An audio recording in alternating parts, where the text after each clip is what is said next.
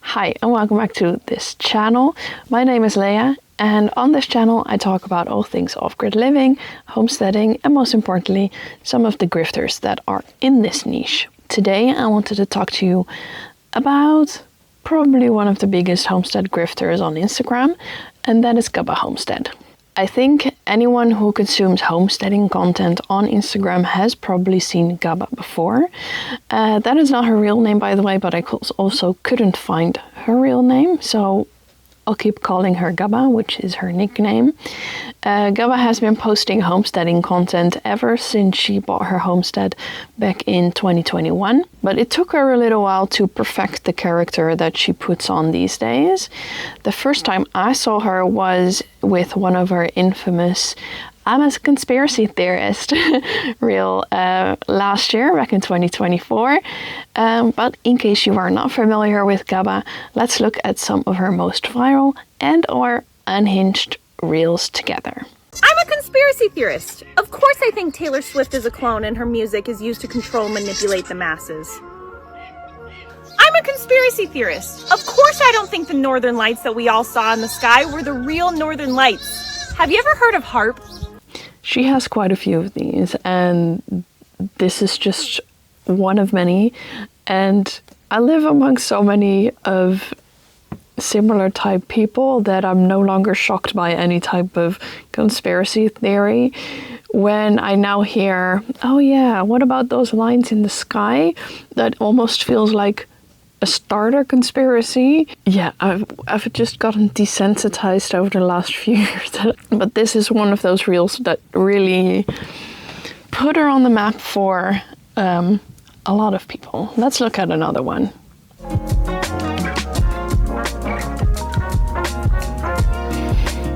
So two things.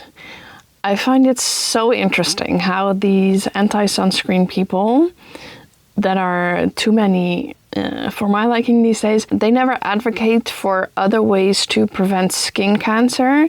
So like at least wear a hat, stay out of the sun during peak hours, those kinds of things that you can do to prevent your skin from burning and thus creating things that you don't want in your skin. But no, instead, what they do is advocate for the absolute worst thing you can do, and that is apply oil and basically bake yourself. And just remember, in the 90s and the early 2000s, it was really popular to put baby oil on your skin and then lay in the sun for hours. I don't know if you've recently seen anyone who used to do that, but their skin doesn't look so good. So yeah, it's just really interesting to be back in that part of the cycle where we apparently intentionally ruin our skin. Yeah. Our friends and family are catching cancer, dropping dead from it every time we turn around when the ants are staring us right in the face. We have traded convenience for our health. Easy as that. Everything in the pharmacy, everything in the grocery store. So, funny story. Last April, kind of after I had just found her, I actually stitched this video, or whatever the Instagram equivalent of that is. And it was just me saying that I'm really so sick of demonizing food in this way, which is not something that just Gubba does, but that's very trendy within the homesteading community at the moment. So I didn't pick her specifically just to pick on her. I just thought it was a really good example of this demonization. And guess what she did? She blocked me, of course. Lucky for me, it's not that hard to get around that. So that definitely piqued my interest to look a little bit further into what she was doing. Speaking of food, magical about opening up a fresh stick of butter, eating it outside in the sunshine with the birds chirping. I mean, what could be better than that? I won't comment on that any further.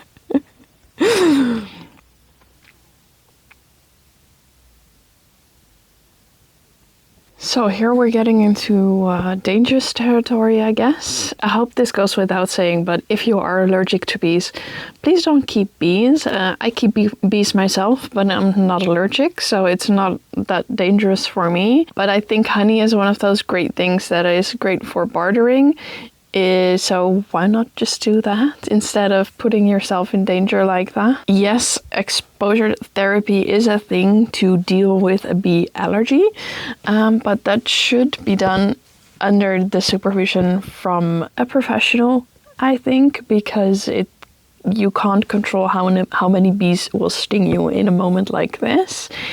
And according to the American College of Allergy, Asthma and Immunology, people who have experienced an allergic reaction to insect sting have 60% chance of a similar or worse reaction again.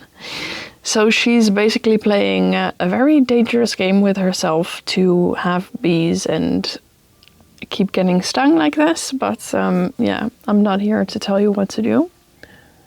There are so many reels on her page. She's really very consistent, and we'll talk about that in a moment, with posting reels. So yeah, let's look at a final one that I thought was just really very interesting. Call me a conspiracy theorist, but I simply do not believe this guy when he says why he silenced truth with fact-checking. He simply shifted the blame. These people from the Biden administration would call up our team and scream at them and curse. So now all of a sudden we're supposed to forgive him. He's just a cool guy, and he silenced truth just because he got some scary phone calls. Yeah, cool guy is not a word I would use to describe Mark Zuckerberg, but to each their own. I just find this so interesting because she's not saying anything, but she's trying to say something, and I think she's trying to say that Mark Zuckerberg is not a cool guy, but Mark Zuckerberg is also the guy who owns the platform where she has the most followers. So yeah, I wouldn't say that the platform where she gained over 100,000 followers over the last month was silencing truth. That's no. It makes our fast food so good. We get to have all the chemicals. So now that we have an idea of what her brand on Instagram is these days, let's look a little bit at her history because it is really interesting. Currently, Instagram is her biggest platform, but that has not always been the case. Gubba has been making content for a very long time. In 2015, Gubba started streaming on Twitch, and after a few months of hard work, she made it into the partner program. She did really well on Twitch for a few years, and she pulled some really decent numbers. I'm not into Twitch, but from what I could see, from some of the numbers on her that I can still see on her page, she did pretty good averages. So in this recent stream, I see 1,180 subs. But usually she has much more than that. In this Miller Lite stream from 5 years ago, she has a little over 2,000 subs. Christmas 5 years ago, almost 5,000 subs. So that's really, really good. Almost 7,500 subs. That's some good money right there. That's what I know. And then 3 years ago in this stream that was sponsored by Nutter Butter, she had a little bit over 2,600 subs. So those are really decent numbers, I think, for Twitch, and that obviously fluctuates throughout the year. But on average, I think she was making really decent money from streaming, not just from the sub count, but also, as you can see, she worked with some really big brands. So I think it's safe to say that she made really decent money from doing this. She plays a few different games, but more importantly, at least as she says in interviews, she builds a nice community and has fun on stream just chatting, and she even plays a few different characters, and that's something that you should keep in mind.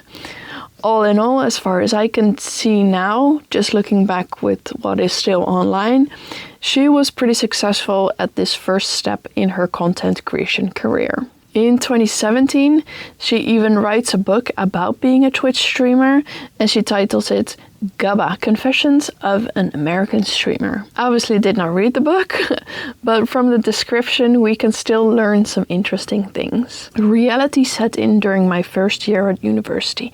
I was broke. I desperately needed a job and save money for my education, and after searching for several days, I found my first real-world identity, waitress at Buffalo Wild Wings. That experience changed my outlook on life and ultimately launched me into a career as a full-time streamer. On her description on Amazon, she also writes, "On my Gubba TV channel, I feature various cosplay characters including a singer, a rapper, fortune teller, gourmet cook, and plain old video game extraordinaire, Gubba." Next to her book, she set up a few different income streams in the years following. She created a few comic books. She has a merch line, she has a Patreon, and in 2020 she launches her website Gubba TV, where she shares blog posts about all sorts of different things, ranging from recipes to streaming news. I think by now it's clear that she takes a really professional approach to content creation. She has a bit clear brand across platforms. She builds different income streams and all things that are part of a really good social media strategy. Interestingly, her Gubba TV YouTube channel has been wiped and she also cleaned up her website. I have an idea as to why that is, but we'll get back to that later. So now we are in 2020. The world is falling apart, but from the looks of it, her career is still doing really well. Everyone is online, so Twitch gets a really big boost. So, what's a girl to do in a situation like that? I'll let you think for a second. Start an OnlyFans, of course. I feel like 2020 was a little bit of a confusing year for OnlyFans.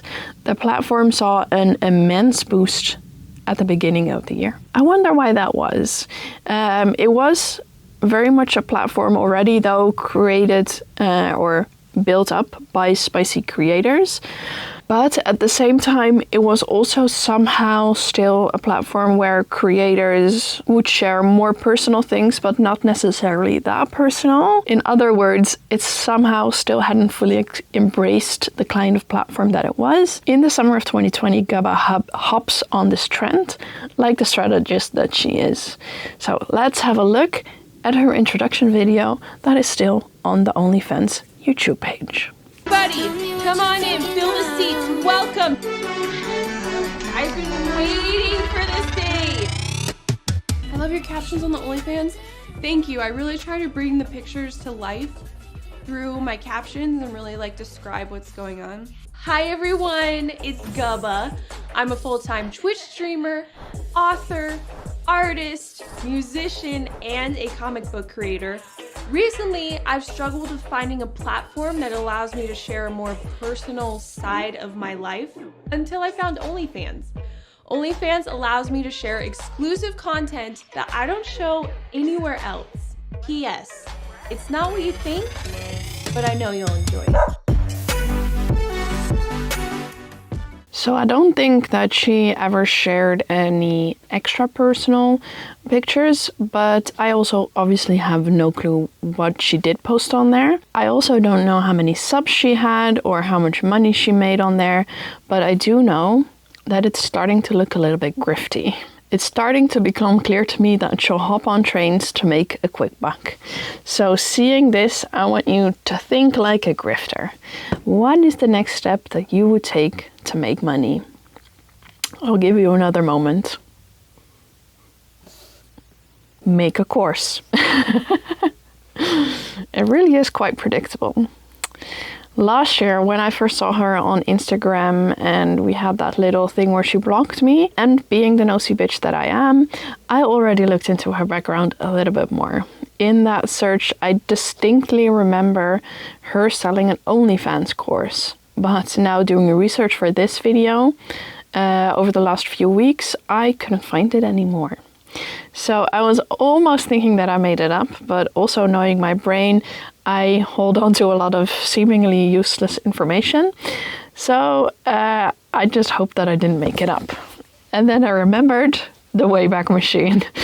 Sadly for Gubba, many things on the internet are forever, and her OnlyFans course landing page can still be found. So for a few years she was selling a course for $47 on how to become big on OnlyFans without taking your clothes off. She's making some pretty big claims here.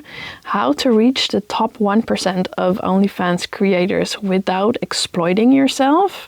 And to be very clear, I don't think that what the creators on OnlyFans do is exploiting themselves. That's work, and it is hard work to get on the top of that platform. But let's be really real for a moment. Do you really think that Gubba made the 1% without taking her clothes off? And thus, if she is experienced to teach you the same thing, I obviously cannot say with 100% certainty that she was never in the top 1%, but I do know that it's highly, highly unlikely and definitely something that you cannot duplicate. But it sure sounds great. And for $47, I'm sure there were a few people who wanted to give that a go. From the description, we can still see she basically claims to teach social media strategy by teaching things like optimizing your account for peak performance, social media strategies that are proven to work, optimized promotion strategies, and I'm sure that the info she gave on those topics was probably pretty good because, as I said, she's clearly very skilled at social media strategy. So remember that for when we'll look at what she's offering these days.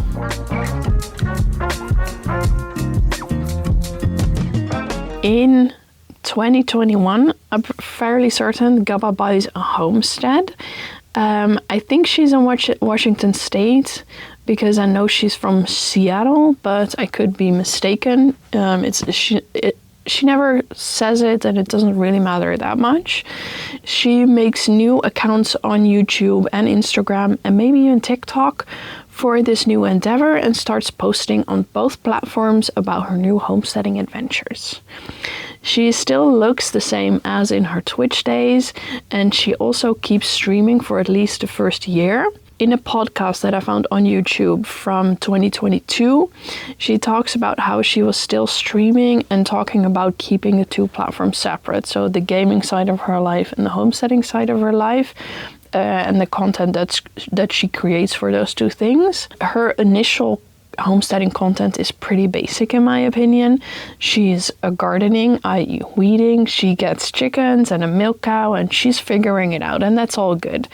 Because she's good at content creation and strategy, she's pretty consistent with posting, at least on Instagram, and that's something that's important for that platform. Her posts are informative and authentic, while also still trying to find what content works best in this new to her niche. Throwing things at the wall and seeing what's sticks, so to say. And her platform steadily grows, but nothing too crazy. She's clearly very passionate about prepping, so she shares a lot about that. She starts selling guides and courses on the things that she's just learned, barely done herself, and now charges others to learn from her. Let me give an example. On TikTok, I found that she was consuming content about prepping. Specifically, I found that she was commenting on this guy who's just casually sharing different aspects of prepping, which is cool. We all have to learn, and social media is a great place to do that sometimes. Now she creates a guide and a course about prepping and food storage, things she's clearly just learned, and then already packages into a nice guide for her to sell. I'm not saying she plagiarized anyone or that she shouldn't create courses, but I am saying that it's a little unfair to create a course on something that you A, are still learning yourself, and B, based on information that others gave you for free. That just doesn't sit right with me. And that's not just a problem with Gubba, but so many online courses in general. They just give information that you can already find online for free if you just care to look. But because of the nature of social media, where you create a parasocial relationship with someone, you can easily create the image of being knowledgeable on a certain topic, and people are willing to spend money on that. Just because it happens doesn't mean it's ethical. And being in the place where we are right now, where everything is so damn expensive and people are looking for answers, I think that's taking advantage of people. Another example that just really stood out to me was her gardening guide. Early on in her homesteading journey, she starts selling this guide. But as far as I can see, she never really grows a big garden. She had the first 2 summers in a row were a failure, to her own admission, for different reasons. The weather, deer, she didn't have a fence up, that kind of stuff. She was able to grow some garlic her first winter there, and then just keeps posting that same garlic from different angles in her little videos. And then the summer of 23, I can see a few tomato plants and some peas. And honestly, that's just it. That's all I can see from her garden. And the thing is, I am a gardener, I am a content creator, and if she'd grown more than that, she would have shown it. Growing a garden is really hard work. The result is fun to share, people always love to see it, and honestly, pretty easy content to make. And most importantly, in this case, if you're trying to sell a gardening guide, wouldn't you want to show people that you actually know how to garden? No, but yeah, maybe that's just me. That could be it. In addition to her guide, she also has a few articles on her website to help build this image that she can teach you how to garden. For example, I found this post on growing onions, which just felt really off to me. The information is super generic and almost feels like it's written by AI. That's obviously not something I can prove, but to me it just feels like information written by a person who's not actually done it before, but more like a summary of things you look up before you start doing the thing. There are also no personal photos, just generic stock photos. And to top off that generic feeling, she states that she will share a relatable story about growing onions, but then she never actually does. But to the person who's trying to learn and who's maybe trying to scope out if Gubba is someone that you can learn from, seeing a few of these types of articles with common things that people might want to grow, to them it will confirm that she is knowledgeable, and then they might take her up on that garden guide that she is selling. But based on my opinion, on the content that I've seen from her, she's never really grown a decent sized garden, and therefore shouldn't be selling a guidebook telling people how to garden, because she's never done it before herself. You can't teach something that you've never done before, and we'll come back to what else she's selling later in this video. As I said, for a while she did both Twitch and homesteading content, but sometime in 2024, on her Twitch page, you can see it was 7 months ago that she lost streams, and so she stopped streaming on Twitch and goes all in with the homesteading content across all platforms by now. So she's also on TikTok and on Facebook and all the different things. And honestly, that's just how content creation goes. There are waves, and sometimes you have to pivot. You get bored of what you're doing. It doesn't pay enough anymore. Whatever the reason was for Gubba, she ends the Twitch part of her career. I grew up in Seattle, where all of my crunchy hippie friends. Before we look a little bit more at what she's doing these days, I want to look back one more time. Because remember how she started streaming in 2015. Last year, when she was on Glenn Beck, she said she was 23. Oh, you're 23, right? Yes. That would make her 14 when she started streaming. And sure, that's technically possible, but remember the story where she was a waitress to pay for her education and dropped that to pursue streaming full-time. She went to school for a year before that, so she must have been 17 or 18 when she started streaming. instead of that 14 number that you get to when you count back from 23. I also found that 5 years ago, in 2019-ish, she did a stream sponsored by Miller Lite, which is a beer brand, and I'm assuming that you must be 21 or over to do that in the US. But on Glam Beck, she says she's 23. If you count back 5 years from 23, she would have been 18 at the time of that Miller Lite sponsorship. So that math is just not mathing for me. On famousbirthdays.com, which is obviously wrong all the time, it also says that she's 28, which matches the timeline much better. But that's such a strange thing to lie about, and it's just something I can't really put my finger on for some reason. I just thought that was really strange. Another inconsistency I came across was that on that same Glenn Beck interview, she says that she got a degree, but then on a podcast from 2022, she says that she dropped out of pharmacy school to pursue streaming full-time, which matches the story that she dropped out to start making money, and then she started streaming instead of going back to school. So, but that means that she didn't get a degree like she did say on Glam Beck. So if you already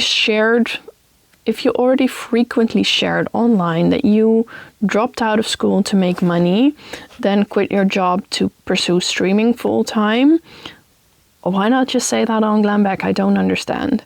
And for clarity, she never even mentions her streaming background in that interview. Why not? That streaming career helped her to pay for the homestead.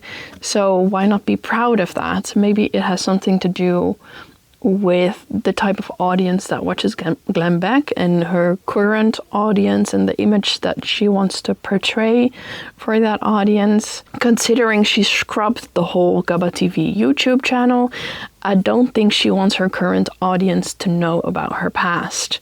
So Gubba, if we're watching this, maybe you should also delete your Twitch page, because that would make it even harder to find out about your past. But that's just a little bit of advice right there.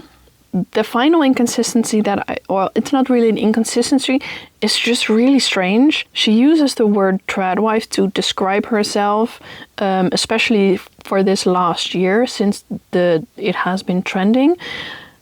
But she's not actually married and she doesn't have any kids. How many kids do you have?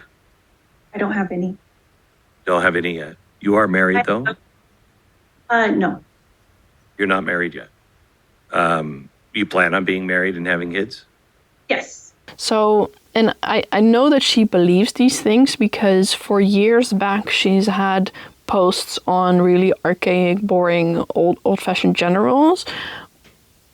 But she's not actually living any of those things and still calls herself a tradwife, but she's not even a wife. Yeah. It feels off to me. It feels a little bit weird. Just say a traditional. Yeah, we'll see why that is in a little bit.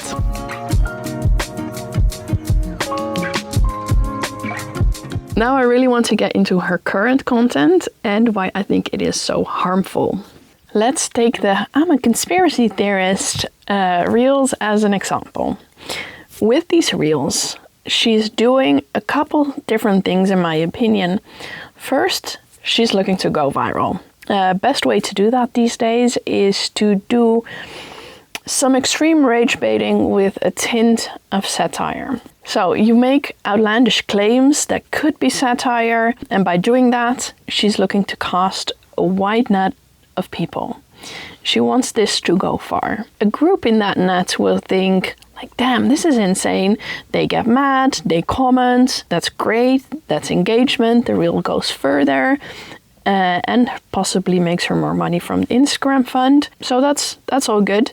There's also a group in that net that thinks, damn, that's crazy, it must be satire. I see this comment all the time under her videos, and it could very well be satire because she looks a little bit extra without hair. Her dress might even be a costume.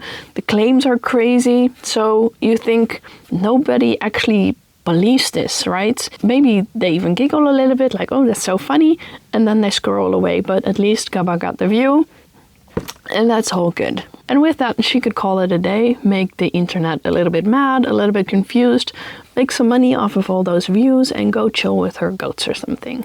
But we have to remember that these people are not her target audience. People who believe that sunscreen works and that chemtrails are just condensation from airplanes are not her target audience.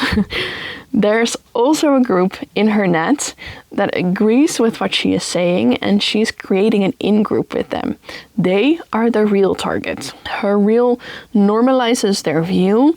They maybe even find like-minded people in the comments, and she creates this feeling of belonging.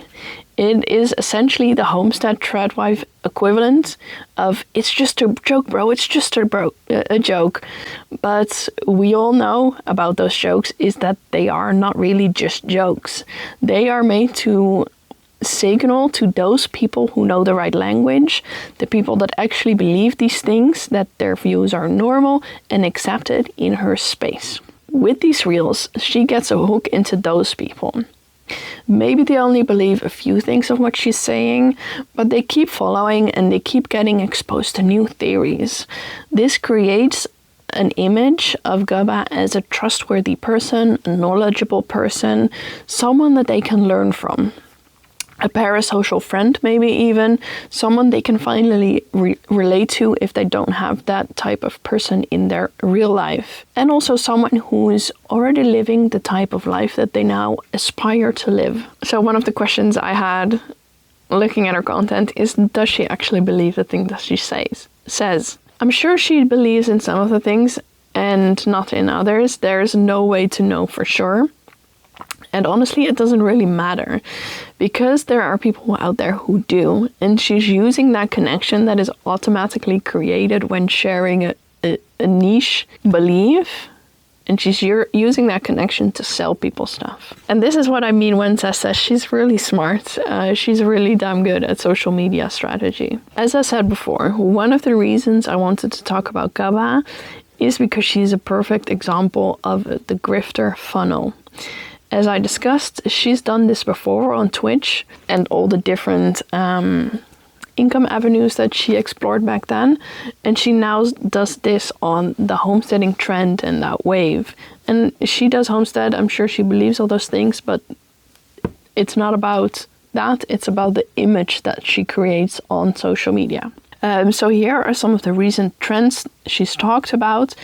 And then we'll talk about how she uses those views to make money on YouTube. Right here, we can see just some general conspiracies that are really common these days to talk about, like big pharma lies and also chemtrails. All sorts of conspiracies that are very popular in this moment and more broadly accepted, let's say that. Early last year, everyone was talking about wives, so Gubba did too. Then they all talked about ballerina farm specifically, so Gubba did too, twice even. Raw milk is super popular in the conspiracy homesteading tradwife niche, so obviously Gubba makes a video about that. Last month, there was this whole discussion about Lily Phillips and what she was doing, so Gubba had to weigh in. Do you see where I'm going with this? She keeps track of popular discussions and makes videos to ride that wave. She does the same on Instagram. Two recent easy examples are Hurricane Clean and the conspiracies around that. She hopped on that trend straight away. And one really recent one that I found really distasteful actually was one on the LA fires. But she raked in over 20 million views on that one. So from a content strategy perspective, that was really great because views equals money. It's a little bit icky. As I said, the goal of those reels and YouTube videos is casting a wide net to find her target audience by making people angry, by making people confused. In that net, she'll also find the people that she is looking for. One little side note though, As a content creator, I always find it so fascinating that she posts exactly the same videos across platforms, so on YouTube Shorts, on TikTok, and as an Instagram Reel, and how differently those exact same videos perform on the different platforms. I might make a video about this some other time, but that really says something about the different audience on those platforms and how seriously they take moderation of misinformation. Funny side note, Gubba was banned from TikTok actually for a while because she was spreading disinformation on sunscreen. Just found that funny and interesting. But let's go back to how she makes money right now. So she finds her people through throwing out these outrageous claims. She builds a connection and trust with them through finally being brave enough to talk about all these things that we're not allowed to talk about. And yet she's raking in millions and millions of views, but you're not allowed to talk about that. She is extremely consistent with posting, extremely consistent. She posts basically daily on her Instagram with a reel and several stories. And even when you recycle clips like she does, that is still work. This is not the 15-minute work that people think it is, but this strategy of posting as much as she does, that does work. It works really well. Because when I saw her for the first time last year, spring of 2024, I remember she had 700,000 followers, which is already really good. But by now, as I'm filming this, she has 1.6 million followers on Instagram. So that's more than double in less than a year. And that takes dedication, and that takes brand building, and that doesn't just happen overnight. A little side note again, let me just say, I couldn't find a better place to say this. I think that the bun is just part of her brand. It's marketing, and it's really smart, because in her earlier videos she used to have lots of different hairstyles. She even used to dye her hair back in her Twitch days, but now she has the bun in every single one of her videos. She has the big bun that doesn't just magically happen, because that's not what a messy bun look like. It's never anything else anymore. It's just that big poof with two curls on the side, and that makes her really super recognizable, because it looks a little bit, it's different, it looks a little bit funny, and it's really recognizable. So that's a really smart branding right there. So all her social media is the first step of her funnel. Is the first layer where she makes money. She gets AdSense from YouTube, and I'm also assuming that she's making money from the creator fund on both TikTok and Instagram. Next to her content that is very clearly designed to go viral, she does more educational reels that help build a relationship with her target audience. These videos get less views, but that doesn't matter. That's not the goal of those. These reels are for her target audience to create the feeling that they are learning something from her. And she's building that relationship. Next up, she has mastered ManyChat.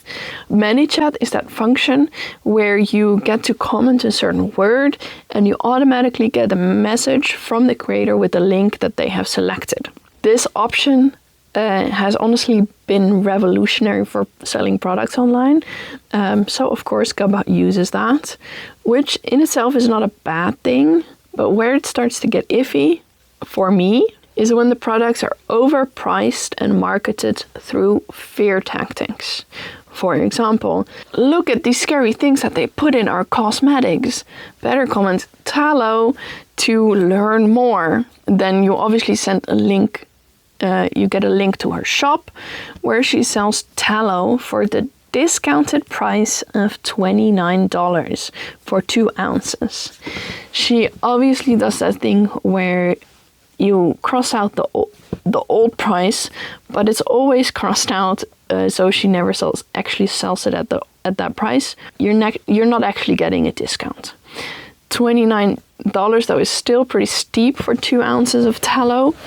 I could very easily find similar products on Etsy for $20 or less. And I'm not saying it's a bad product Although I would never personally put something that oily on my face, that just doesn't feel right to me. But I did ask my Instagram followers about their experience, and for some it worked great, for others not so much, and many specifically stated that it's not the miracle cure that many influencers are making it out to be. So do with that what you will. It's worth a try if you're struggling with your skin, but her tallow is definitely overpriced. She can do that though because she has built that relationship with her audience that makes them willing to pay more for a simple product just to support their favorite creator. She doesn't just sell tallow, she sells a few different skincare products and a whole line of courses and guides like the ones I talked about previously. Over the years, she has expanded the guides to canning, emergency preparedness, holistic health, all these things that easily fit into the homesteading brand. They're always on sale for $14.95, and for that money you get a 36-page handbook on that specific topic. I didn't buy them, so I can't say much about what's in them, but from the previews, it looks pretty standard with some pictures, some graphs, some places where you can take notes. I'm sure it can be helpful to some beginners, but again, you can learn most of these things for free right here on the internet and YouTube specifically. And I just question if she is the person who should be teaching these things. Most of these things she's either only done for a few years and is still learning about, or has barely done at all with the gardening example I gave before. I just hate if people buy these booklets in the hope of learning something from their favorite creator and then get let down with mediocre information on a topic that she herself is a beginner at. Just because someone knows how to create an ebook does not mean that she knows what she's talking about. That's grifting. For a little bit more money, people could buy this Ball's Guide to Canning, for example, with lots of different canning recipes and scientifically backed information from a company that has done this for a really long time. They could buy an intro to gardening book from experts in the field with 10 times the amount of information, the type of book that she links on her website for that matter. So that brings me to the final income stream, one that I do not have that much issue with, honestly. She does a lot of affiliate links, like a lot. She has several videos on her freeze dryer, for example, is that harvest right machine that so many creators have, and I wonder why. Oh, I know why. They have a really good affiliate program for these expensive machines. These machines go for a few $1,000s, really damn expensive. So getting a few percent of that is really decent money, which is probably why she makes a video about it every few months. She also does a lot of videos on other types of food preservation like canning and dehydrating, all of which is linked in different places. And all the products that she uses are linked in different places for her to make money on. Not necessarily a bad thing in my opinion, just something to be aware of when you watch this type of content. So why does all this matter? If you made it this far, thank you. I'd love for you to subscribe. I'm slowly building this channel to talk about this type of grifting more. I have been making content, homesteading content specifically, for years, and I've just seen this space change for the worse over the last few years, and I felt like it's finally time to talk about this. So many people right now are struggling and they're looking to learn, they're looking for answers, and I hate for them to waste money on things that are not worth it. So why does it matter what Gubba is doing? Let me repeat again. She's really skilled at social media, but just because someone is good at making content and marketing funnels does not mean that she should be selling information and that the information that she is selling is good. Better yet, It usually isn't. She's using people's fears about the state of the world to sell her products.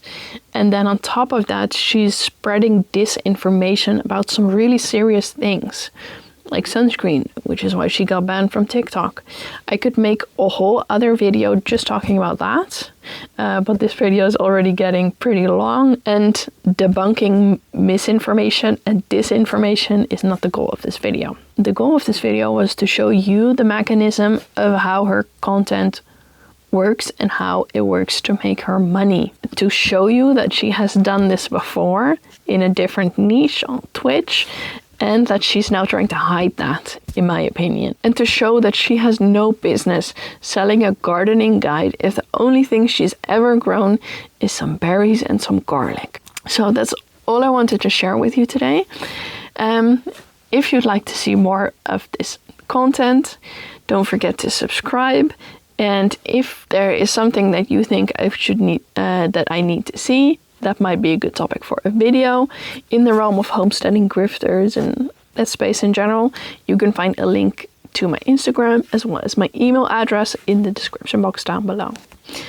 Thank you so much for watching, and I'll see you in the next one.